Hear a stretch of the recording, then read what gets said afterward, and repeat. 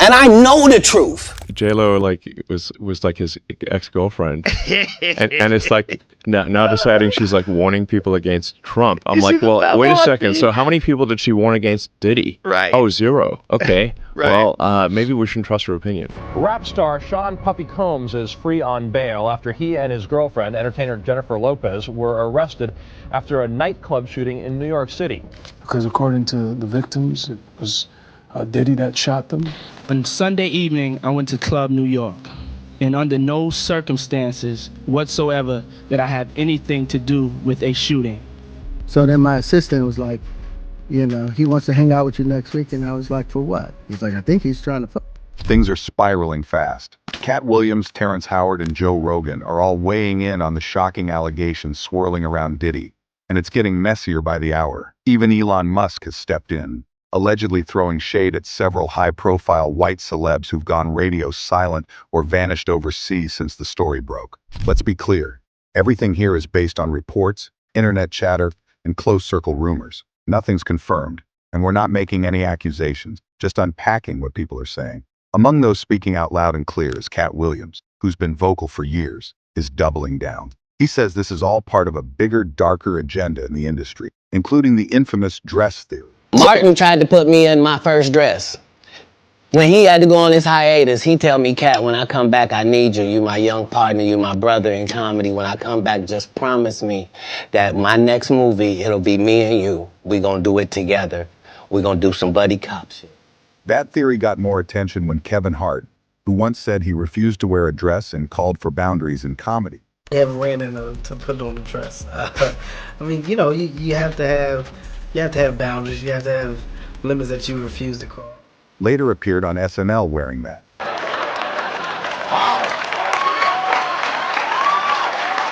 Wow. I don't think anyone saw this one coming. Critics saw it as another example of the pressure to comply. Katt claims he turned down millions to protect his dignity. Now, I've had to turn down $50 million 4 times. 4 times. Just to protect my integrity and that virgin hole I was telling you about. Right. Because P. Diddy be wanting to party. And you gotta tell him no. You got to tell him no. I did. I did. But that's not all.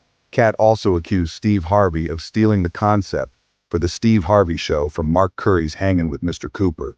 He called out Steve for basically taking someone else's work and profiting from it, saying, the same Steve that went to go watch Mark Curry do his whole sitcom and then stole everything Mark Curry had. Now Steve got a sitcom where he the principal and he wear a suit. And you know, people want to jump up, oh, he didn't know, he didn't steal your. So yes, he did. Yeah. And so that there's no need to, no one else has did that. Mark Curry says that you're still stealing his jokes. Hey man, listen to me.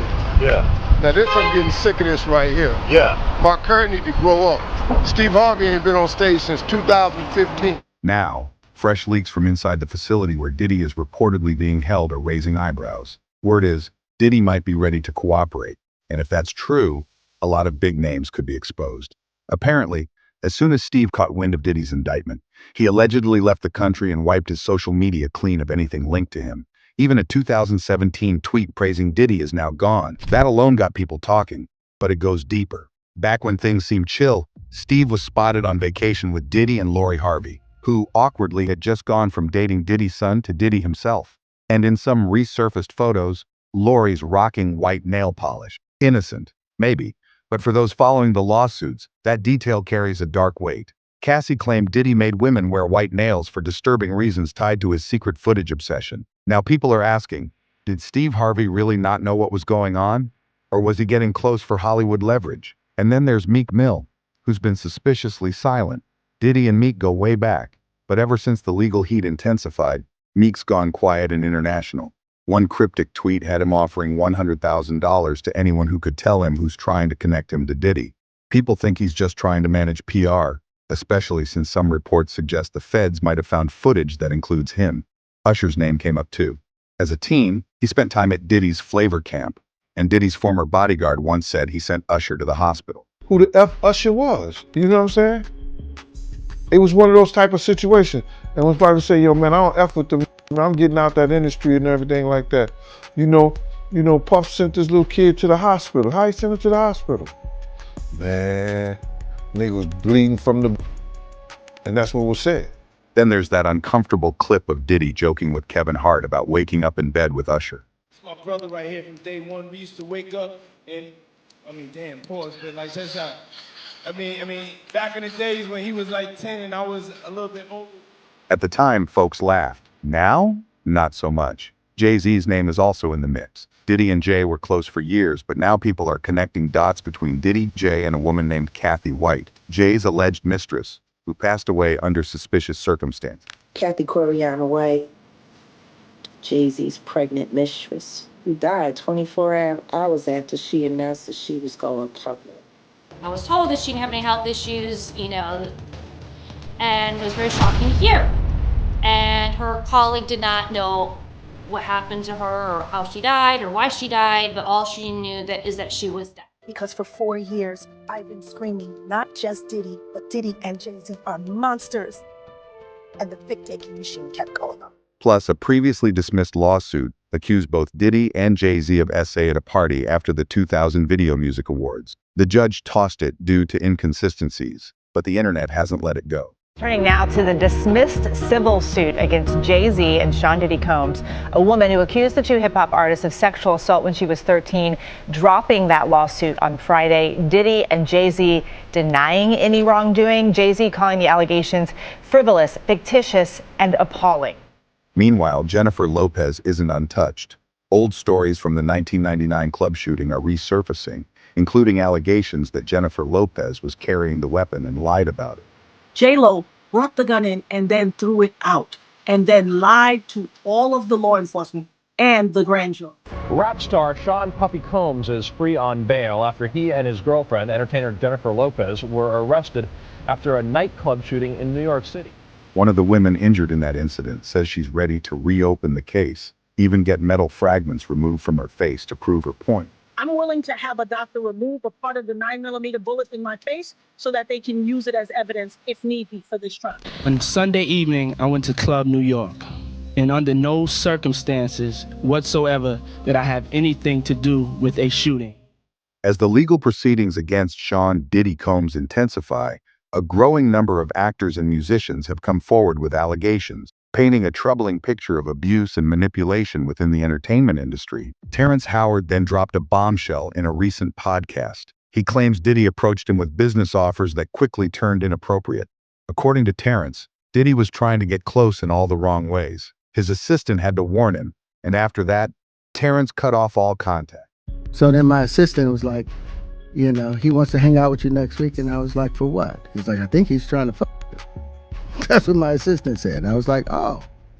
Former Day Band member Freddie P. accused Diddy of using MTV's Making the Band as a platform to groom young artists. In a podcast interview, Freddie P. stated, "When you think of it now, he was grooming us, suggesting that the reality show served as a facade for more sinister intention." And when you think of it now, because everybody be like, oh, Diddy wasn't taking them serious.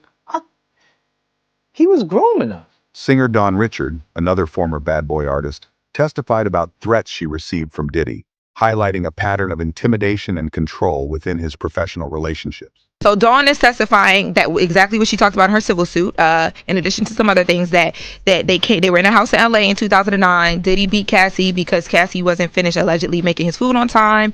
And the next day he came in the room to talk to her and her band member, and he basically told them, allegedly that he told them, don't say anything. What y'all saw up there was passion. And when people say stuff about things like this about me, they end up missing. Rapper Shine, once a protege of Diddy, has publicly stated that he was used as a scapegoat for a 1999 club shooting incident. In a documentary, Shine described Diddy's actions as demonic and malicious, asserting that he was set up to take the fall for the crime. I was absolutely set up to be the fall guy. Robbed me of my freedom to be a participant in that. Of course, it doesn't surprise me that he would be accused of the atrocious things that he is, because what he did to me and my family, was to me demonic. That's how we felt about it. The accumulation of these testimonies has led to significant repercussions for Diddy within the entertainment industry. Major retailers like Macy's have severed ties, and streaming platforms have canceled projects associated with him. Furthermore, documentaries exploring the allegations have been produced, indicating a broader industry reckoning. Elon Musk reposted a tweet suggesting Ellen DeGeneres fled the US right after Diddy's legal trouble surfaced. She popped up in a British pub looking unrecognizable. Folks aren't buying the just moved to England story. Not with her past, her show's toxic accusations, and old ties to Diddy. Even Leonardo DiCaprio is being brought into the conversation. Photos from Diddy's 1998 Hampton house show Leo hanging out, and they were supposedly tight during the early 2000s. Who's the person that's #1 on that invitation list? Leonardo DiCaprio. And I can get on that list, Yes, right? without a doubt you are. But suddenly Leo's distancing himself, claiming they haven't spoken in years. Ashton Kutcher's behavior also raised eyebrows. He's been linked to Diddy via MTV and old parties, including Diddy's infamous white parties. And when asked about it, Ashton looked uncomfortable. Wow, okay, I've got a lot I can't tell. So, I can't tell that one either. I mean, I'm like actually cycling through them. There was one moment, so it's not really a party story, but our relationship was really bizarre. So it started over punked, because he was like, yo, don't punk you me. can't punk me. And I was like, I don't know what to tell you, everybody's on the table. He's like, not me, I'm off the table. And so that started our conversation. We became fast friends, and we used to just hang out and watch football together. We are aware of the pain that has been caused by the character letters that he wrote on behalf of Danny Ness. We support victims. We have done this historically through our work and will continue to do so in the future. A couple months ago, Danny's family reached out to us and they asked us to write character letters to represent the person that we knew for 25 years so that the judge could take that into full consideration relative to the sentencing. The letters were not written to question the legitimacy of the judicial system or the validity of the jury's ruling. They were intended for the judge to read and not to undermine the testimony of the victims or re-traumatize them in any way. We never wanted to do that. And we're sorry that it didn't. Our heart goes out to every single person who's ever been a victim of sexual assault, sexual abuse, or rape. Now reports claim he and Mila Kunis are moving to Europe, supposedly to escape Hollywood. Coincidence? Maybe. But the timing has people speculating. Rapper Kid Cudi testified that Diddy broke into his home after discovering Cudi's relationship with Cassie Ventura, Diddy's ex-girlfriend. When Combs allegedly broke into Kid Cudi's house after he found out that Cassie and Kid Cudi were having this relationship. And she says that Combs showed up to her apartment early in the morning with a gun and kidnapped her, forced her to go with him to break into Kid Cudi's home. And then she said that she stayed back in the car and she called Cassie and warned her. Additionally, Cudi's car was allegedly set on fire, an act he believes was orchestrated by Diddy. Today, Kid Cudi will talk about his brief relationship with Cassie Ventura back in 2011. Last week, Ventura told the court that Diddy physically assaulted her when he found out about their relationship. And she also said that Diddy threatened to blow up Kid Cudi's car. Yeah, you know about this car blowing up? I heard about that. I definitely heard about that. And I found it quite funny that the car actually did get blow up. So I would say that was accurate.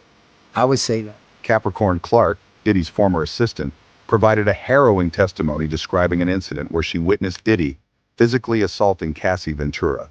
Clark claimed that despite her pleas, none of Diddy's security personnel intervened during the attack.